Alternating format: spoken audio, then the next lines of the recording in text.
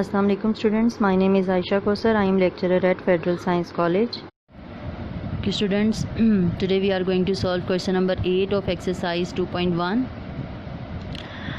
The first part of question number 8 is, it is given to you an equation, okay, that is in quadratic form also, and we will take the coefficient of x square. Coefficient of x square is a and in the bracket b minus c. This all is the coefficient of x square, and the coefficient of x is b c minus a, and the coefficient of the constant value is c a minus b. This complete is value is called c. By putting b square minus 4ac, what is b? b c minus a. This all expression is b, then minus 4, and a is a b minus c. This is a, and then the value of c is c a minus b. ठीक है. By applying square we have got b square c minus a का whole square. By applying 4a and c will multiply with each other, 4ac and then b minus c and a minus b. There are two brackets. देखें जो single terms हैं उनको पहले multiply कर लें, फिर brackets को आप मल्टीप्लाई कर लें. देन यहाँ पे आप a minus B whole square formula open कर लें, that will be a square. यहाँ पे आप ब्रैकेट अप्लाई कर लें, minus 2a b and then plus b का स्क्वायर. ये तो आपने यहाँ पे फार्मूला अप्लाई कर लिया. उसके बाद 4ac. अब b minus C and a minus B will multiply with each other. तो सबसे पहले आपके पास क्या आ जाएगा, यहाँ पे ब्रैकेट यूज़ करें, ab minus A C, then आपके पास आएगा minus B square plus B C. ठीक है. देखें b को a से मल्टीप्लाई करें ए बी, a को c से minus A C, minus B plus B minus B square, minus B minus C plus B C. अब 4ac इन सब के साथ 1 बाय 1 मल्टीप्लाई होगा, और यहाँ पे b स्क्वायर मल्टीप्लाई हो जाएगा, b square C square minus 2ac b square plus A square B square, then minus 4. देखें a और a square B C, minus minus plus 4a square C square, minus minus plus 4ac b square, minus plus minus 4ab c square. Okay students, let me recall something कि आपको याद होगा कि discriminant जो है, roots जो हैं वो रेशनल कब होते थे.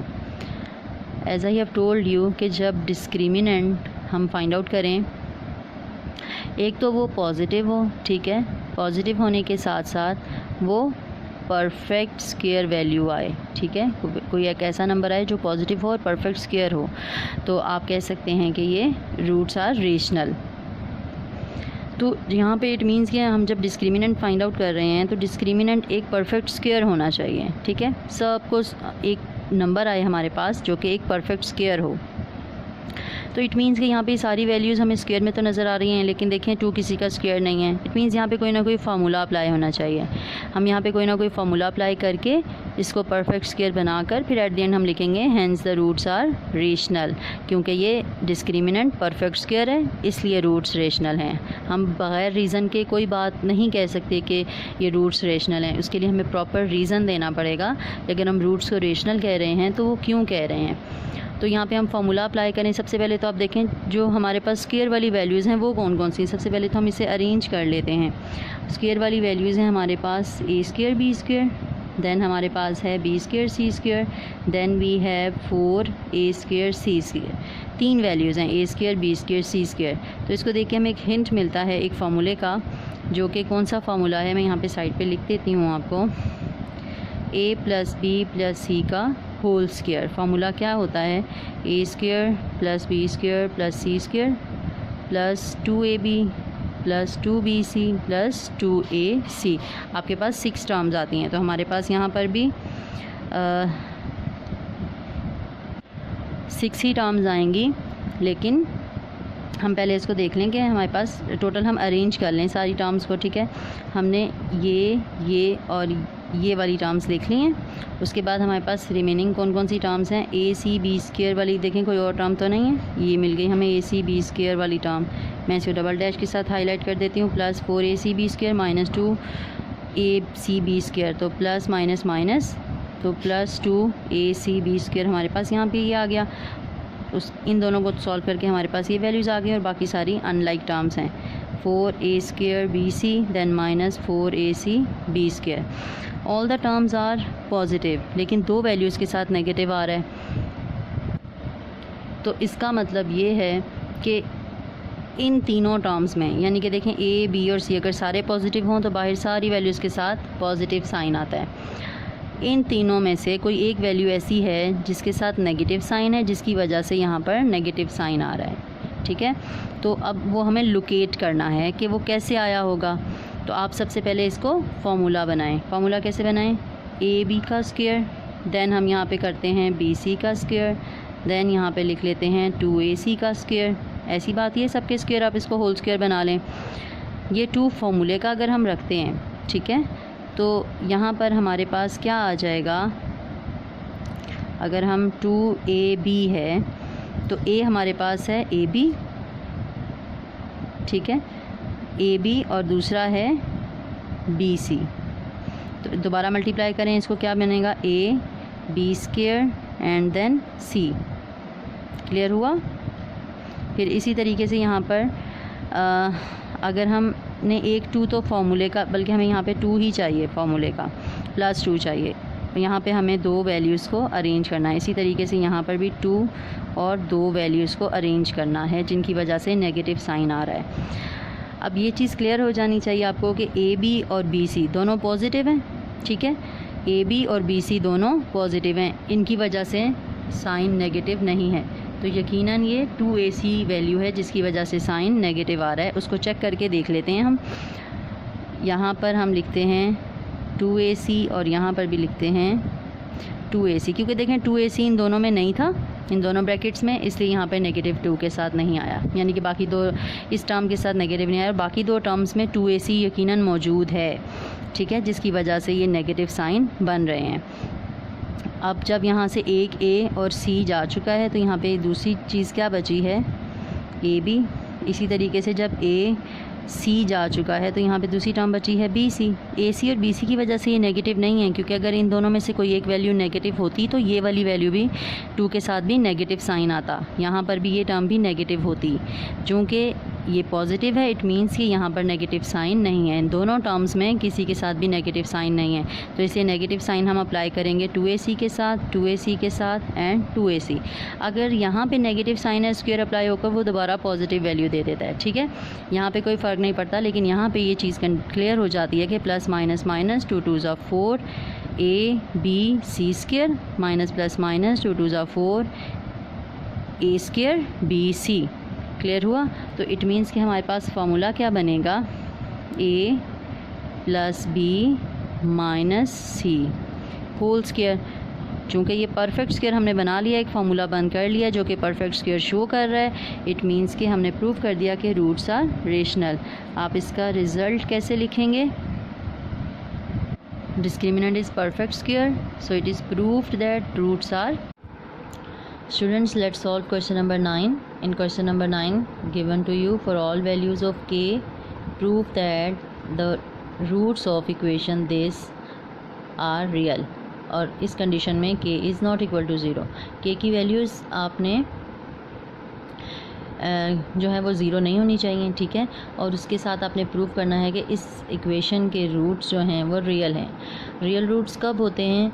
जब आपके पास डिस्क्रिमिनेंट पॉजिटिव हो। डिस्क्रिमिनेंट जब भी नेगेटिव आ जाए तो आपके रूट्स इमेजनरी हो जाते हैं। पॉजिटिव हो या इक्वल टू 0 आए तो हमेशा रूट्स रियल होते हैं। ठीक है, और एक और बात अपने माइंड में रख लें कि ये क्वेश्चन आपके पास जो जितनी पुरानी एडिशन की बुक्स हैं उसमें यहाँ 4 की जगह 3 है। ठीक है, जबकि न्यू एडिशन में ये चेंज होकर यहाँ पे वैल्यू 4 है और यही ठीक क्वेश्चन है। अगर किसी के पास बुक में पुराने एडिशन वाली बुक्स हैं उसमें आप यहाँ पर 3 लिखा हुआ है तो उसको आप चेंज करके 4 कर लें और इसको 4 के साथ ही सॉल्व करना है। ठीक है, एक ये बात हो गई। स्टार्ट करते हैं। इक्वेशन आपके पास क्वाड्रेटिक है and you know very well कि ए आपके पास होता है constant of X square, coefficient of X square B होता है कोफिशिएंट ऑफ एक्स, और सी होता है कांस्टेंट। उसको लिखें और डिस्क्रिमिनेंट में वैल्यूज़ पुट कर दें। Coefficient of x square is 1 and constant value is 4.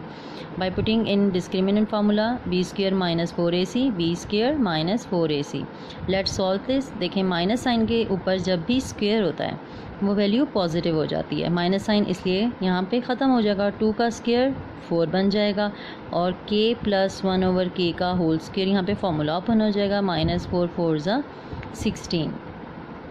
अब यहाँ पे आप फार्मूला ओपन कर दें, A square plus B square का A plus B whole square का फार्मूला ओपन करें, A square plus 2ab plus B square.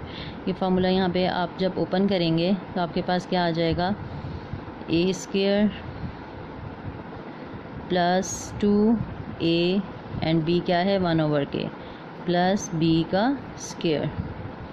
ये फार्मूला ओपन हो गया। फिर -16, के से के कैंसिल, आपके पास क्या आ गया ब्रैकेट के अंदर के square plus 2 plus 1/k square, 1 का स्क्वायर 1 और k का स्क्वायर k स्क्वायर बन गया -16। अब आपके पास दो टर्म्स हैं, ठीक है, इन दोनों से आप माइनस साइन देखें, माइनस साइन के इस तरफ जितना कुछ है ये सारी फर्स्ट टर्म है, सेकेंड टर्म 16 है, दोनों से आपने 4 कॉमन ले लिया तो ब्रैकेट के अंदर क्या बच जाएगा, के square plus 2 plus 1/k square. अच्छा, जब 16 बाहर जा चुका है तो यहाँ क्या बचेगा, 4 4 से 16 होता है, यहाँ पे बच गया 4। अगेन मल्टीप्लाई करें, चेक करें सारी वैल्यूज़ वही आ रही हैं तो इट मीन्स के हमने ठीक किया है। अब के स्क्वायर और प्लस 1/k स्क्वायर अपनी जगह पर, +2 और -4, इसका आंसर क्या आ जाएगा -2, ठीक है, प्लस 1/k स्क्वायर। अगर आप यहाँ पे गौर करें तो यहाँ पे a - b whole square formula open हो रहा है। लेट्स चेक कि ये किस वाकई फार्मूला ओपन हो रहा है, a - b का होल स्क्वायर। अगर हम a - b होल स्क्वायर, ये रफ वर्क है जस्ट फॉर नॉलेज, मैं आपको बता रही हूँ कि यहाँ पे मैं अगर बंद कर रही हूँ तो किस तरीके से कर रही हूँ। a स्क्वायर -2ab, चाहे तो ब्रैकेट्स लगा लें, ठीक है, प्लस b का स्क्वायर, यहाँ पे a का स्क्वायर, k से k कैंसिल, यहाँ पे बन गया k square -2 plus 1/k square. Same expression आ रहा है, ठीक है, इट मीन्स कि फार्मूला किस तरीके से बंद हो सकता है, k - 1/k का होल स्क्वायर। और इसको मैं इस तरीके से भी लिख सकती हूँ, 2k - 1/k, यानी कि पूरा होल स्क्वायर बना दिया, ठीक है, चाहे तो यहाँ पे कर्ली ब्रैकेट लगा लें, पूरा होल स्क्वायर, 2 का स्क्वायर 4 और k - 1/k का स्क्वायर, सारे ही टर्म के ऊपर होल स्क्वायर बन गया। तो इसका मतलब है कि जब इसका डिस्क्रिमिनेंट एक परफेक्ट स्क्वायर है तो इस जब भी डिस्क्रिमिनेंट परफेक्ट स्क्वायर हो तो रूट्स कैसे होते हैं, ऑलवेज़ रियल। परफेक्ट स्क्वायर हो तो इट मीन्स कि वो हमेशा पॉजिटिव होता है, ठीक है, ग्रेटर देन ज़ीरो होता है। तो वी विल राइट के एज डिस्क्रिमिनेंट इज़